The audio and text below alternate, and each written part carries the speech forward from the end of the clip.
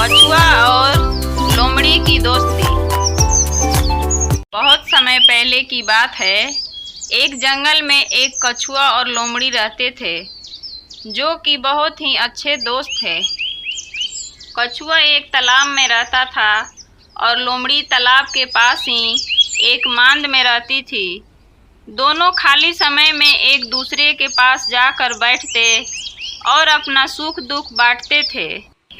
एक दिन लोमड़ी और कछुआ तालाब के किनारे बैठे हुए गपशप कर रहे थे। तभी वहाँ एक तेंदुआ आ गया। दोनों तेंदुए को देखकर अपनी अपनी जान बचाने के लिए अपने घर की तरफ भागे।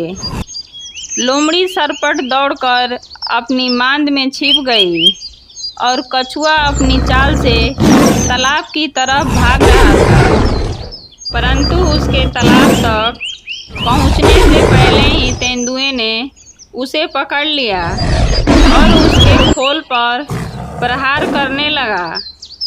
लेकिन कछुए के खोल पर तेंदुए के प्रहार का कोई असर नहीं हो रहा था। पास में ही लोमड़ी अपनी मांद में से सब कुछ देख रही थी। वह किसी भी तरह अपने मित्र की जान बचाना चाहती थी। तभी लोमड़ी के चालाक दिमाग में एक युक्ति सूझी। अब लोमड़ी अपने मांद से बाहर आकर तेंदुए से बोली, तेंदुआ भाई, इस कछुए का खोल बहुत मजबूत है। यह इस तरह नहीं टूटेगा। आप इसे तालाब के पानी में डाल दो।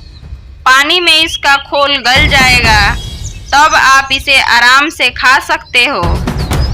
तेंदुए को लोमड़ी की बात अच्छी लगी। तब तेंदुए ने कछुए को तालाब के पानी में डाल दिया। फिर क्या, कछुआ जो चाहता था वही हुआ। कछुआ धीरे धीरे तालाब की गहराई में छिप गया और कछुए की जान बच गई।